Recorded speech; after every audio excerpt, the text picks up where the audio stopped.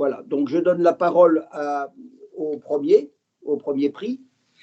Merci beaucoup. Madame Moll, Messieurs Gallard-Gombaud, ainsi que l'ensemble du jury et les membres de la prévention médicale, permettez-moi de vous remercier et de vous exprimer combien je suis honorée d'être parmi vous cet après-midi et extrêmement reconnaissante de recevoir ce grand prix de la prévention médicale. Cette récompense est d'autant plus un honneur qu'elle est attribuée par votre association reconnue et incontournable lorsque l'on évoque la prévention des risques médicaux et paramédicaux. Et s'il est une organisation qui partage le retour d'expérience, les connaissances, les recherches concernant les risques médicaux, c'est bien la vôtre. À son humble échelle, la structure régionale d'appui de Nouvelle-Aquitaine, le CECA, a à cœur elle aussi de sensibiliser, d'accompagner les professionnels aux démarches qualité et sécurité des soins. Et l'une des missions de ces structures régionales d'appui, c'est celle qui est donnée d'aider et d'accompagner les soignants pour l'analyse des événements indésirables graves associés aux soins. Au sein du CECA, en Nouvelle-Aquitaine, c'est le projet PRAGE, qui veut dire Plateforme régionale d'appui à la gestion des événements indésirables, qui est au sein du CECA et qui existe depuis 10 ans et qui est missionné donc, pour partager les retours d'expérience.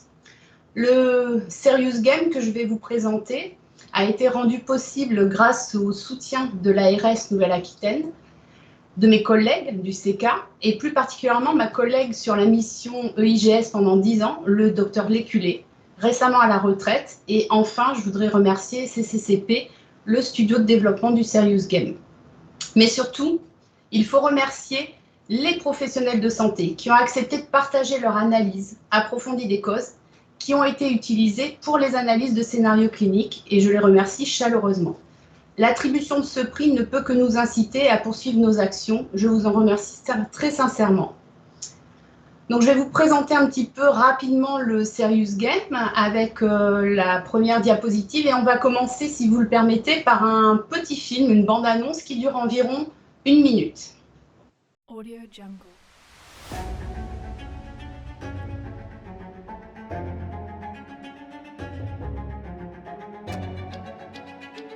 Audio Jungle. Audio Jungle.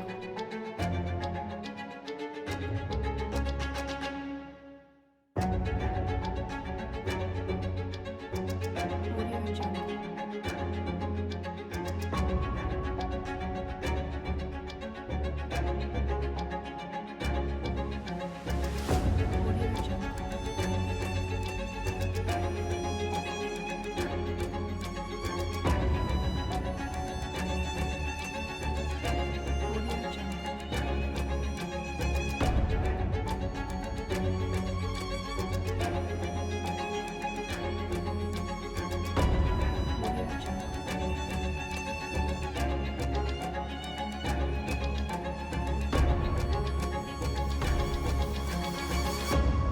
Audio Jungle. Audio Jungle. Merci. Donc, je vais vous expliquer un petit peu comment a été initié ce projet et ce que sont les analyses de scénarios cliniques.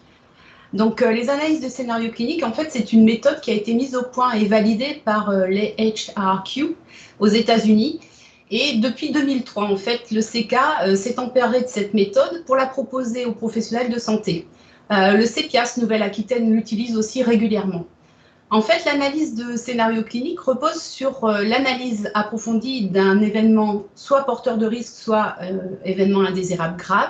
Et l'objectif est qu'une équipe de soins qui n'a pas été impliquée du coup et qui est donc décomplexée par rapport à cet événement, évalue le niveau de risque dans son unité pour identifier de manière collective les points forts, les pistes d'amélioration et les barrières de sécurité qu'il faudrait mettre en place, qu'elles soient de prévention, de détection, de récupération ou d'atténuation. Le but ultime, bien entendu, c'est d'éviter qu'un événement à peu près similaire ne se produise dans leur service. Donc cette méthode par approche des problèmes, elle est décrite dans le guide de simulation en santé et gestion des risques publié par l'HAS, qui recommande de l'utiliser via des situations filmées, des reconstitutions, des événements indésirables graves associés aux soins ou des événements porteurs de risques. Ce qui paraît très intéressant, qui est un beau projet à porter, mais qui est quand même beaucoup plus compliqué et complexe qu'un Serious Game qui nous a paru plus simple dans un premier temps. Peut-être la diapositive suivante, s'il vous plaît. Donc, ce travail, il a été réalisé en plusieurs phases. Je vais vous raconter un petit peu son histoire. Avant toute chose, je voulais préciser que pour permettre ce travail, comme je l'ai déjà dit, il faut identifier les risques. Ça veut dire qu'il faut qu'il y ait des professionnels qui aient déclaré et analysé ces événements. Donc, ce sont les analyses approfondies et les retours d'expérience validés par ces équipes qui ont hélas été confrontées à ces événements qui ont permis finalement ce travail. Donc, dans le cadre d'un master spécialisé réalisé à l'Institut Culture Sécurité Industrielle de Toulouse en 2018, que j'ai eu le privilège de suivre, il y a eu une demande institutionnelle pour cette thèse professionnelle de mettre à disposition des analyses de scénarios cliniques pour les professionnels de santé à la fois du secteur sanitaire et du secteur médico-social. On a donc identifié plusieurs retours d'expérience et on a privilégié des histoires, des analyses où il y avait quand même un facteur organisationnel et humain important dans ces événements. Et on a proposé donc 11 analyses de scénarios cliniques, on va dire version papier, et un guide pour l'animateur pour réaliser ces sessions de travail collectif. En 2019, en avril, nous avons répondu à un appel à projet de l'ARS Nouvelle-Aquitaine sur la simulation, réalisé un cahier des charges et rencontré des prestataires. Et en septembre 2019, nous avons eu l'accord et le soutien financier de l'ARS Nouvelle-Aquitaine pour réaliser ce travail. Donc, le travail d'élaboration a pu commencer et un premier scénario a été testé et proposé lors de la semaine sécurité des patients en novembre 2019. Et la version finale du jeu, avec l'ensemble des scénarios, a été soumise et mise en ligne en automne 2020. Alors, la diapositive suivante, s'il vous plaît. Le jeu est proposé finalement dans quel but? L'objectif ultime, c'est vraiment que les soignants se familiarisent à l'analyse approfondie des causes, notamment en utilisant la méthode alarme. Et puis, l'objectif, c'est qu'à travers ce retour d'expérience, à travers ce qu'ont vécu leurs collègues, ce qu'ont analysé leurs collègues, le plan d'action qu'ils ont élaboré, eh bien, qu'ils se posent les questions suivantes. Est-ce que dans mon unité de soins, dans ma structure de soins, nous avons des barrières pour éviter ce type de situation à risque? Est-ce que les solutions qui sont proposées par mes collègues, je peux les mettre en œuvre dans mon unité de soins ou pas? Est-ce que nous pouvons réfléchir ensemble, et c'est le but de l'analyse de scénario clinique, entre professionnels pour avoir des solutions adaptées pour éviter cet événement dans notre activité de soins au quotidien. Et puis, c'était aussi un des buts, c'était de sensibiliser les professionnels de soins à l'importance des facteurs organisationnels et humains dans nos pratiques au quotidien. Une petite précision, mais qui a son importance, c'est que nous avons volontairement jamais parlé du facteur patient, même si on sait qu'il y a bien sûr parfois des implications du patient dans les événements indésirables graves, mais c'était un choix assumé car le constat qui est fait par la Haute Autorité de Santé dans son rapport annuel sur l'activité des événements indésirables graves associés aux soins, qui est fait dans le but de comprendre et d'apprendre des événements qui se sont passés ailleurs, montre que trop souvent le facteur patient est identifié alors que les autres facteurs latents finalement sont peu identifiés et peu analysés. Donc c'était vraiment une volonté de notre part que d'accentuer sur le travail que nous pouvions faire en tant que professionnels de santé. Diapositive suivante, s'il vous plaît. Alors les modalités du jeu, on vous recommande très fortement le mode multijoueur, on va le voir pourquoi, le but c'est vraiment de travailler en équipe. Cependant, effectivement, on peut accéder au jeu en mode solo. Le jeu est accessible donc depuis un ordinateur, tablette et téléphone, notamment pour le mode multijoueur. Et c'est vraiment le mode multijoueur qui est conseillé puisque c'est vraiment une analyse collective de nos barrières qui sont présentes ou absentes pour éviter cet événement. Un guide de l'animateur qui est une aide pour le professionnel qui va être en charge effectivement d'effectuer cette réunion avec son équipe, est mise à disposition, nous le verrons un peu plus loin, sur le site du CK, comme bien d'autres outils qui sont complètement libres d'accès. Je vais vous proposer de vous parler sur la diapositive suivante des tests. Donc, avant de mettre en ligne ces outils. Nous les avions testés dans le cadre du master et nous avions effectué des tests auprès des professionnels de santé qui ont accepté de faire cette méthode, d'utiliser cette méthode en fait pour évaluer les risques dans leur unité de soins. Et vous voyez que finalement, ils sont très partants. Et ce qu'on savait déjà par les publications précédentes, qu'effectivement, c'est une méthode qui est perçue de manière très favorable par les soignants parce que cette méthode, c'est une histoire vraie. Ça c'est arrivé ailleurs, mais ce n'est pas arrivé chez eux, donc ça les déculpabilise. Ensuite, ils trouvent que ça va vite, et vous savez bien que les professionnels, à l'heure actuelle, n'ont pas beaucoup de temps. Donc, c'est une méthode qui est appréciée aussi par le fait que ce soit réalisable d'une manière assez courte. Et puis, ils trouvent qu'on peut dégager des idées et mettre en place des barrières assez facilement suite à cette analyse. Et donc, c'est très positif. Les actions très concrètes émergent à la suite de ces réunions. Donc, la perception par les équipes lors des tests est très, très bonne, ainsi que les animateurs. Je vais vous proposer maintenant de voir comment on peut accéder à ces outils sur les diapositives suivantes. Voilà, donc l'accès à tous nos outils pour la mission, en tout cas événements indésirables graves associés aux soins, est libre sur le site du CECA. Donc, le site du CECA propose dans l'onglet activités un certain nombre de thématiques et vous avez la thématique qui est réservée aux événements indésirables graves associés aux soins. Donc, la mission qui est confiée à l'équipe PRAGE. Et ensuite, sur la diapositive suivante, vous pouvez voir que vous avez à ce moment-là accès à tous nos outils. Donc, il y a des outils pour les équipes qui ne savent pas comment utiliser la méthode, par exemple, d'analyse approfondie des causes. Mais bien sûr, vous allez retrouver toutes les analyses de scénarios cliniques, on va dire version papier, le guide de l'animateur, le Serious Game et la bande-annonce que je vous ai présentée. Et puis surtout, vous allez avoir accès à chaque analyse de scénario clinique et rattaché à donc un retour d'expérience qui est publié sur le site. En fait, on a une centaine de retours d'expérience maintenant publiés sur ce site et qui sont en accès libre. Voilà, je vais vous proposer la dernière diapositive. Juste pour vous montrer un petit peu où nous en sommes au 22 février. Nous venions de mettre en ligne donc l'ensemble des 10 scénarios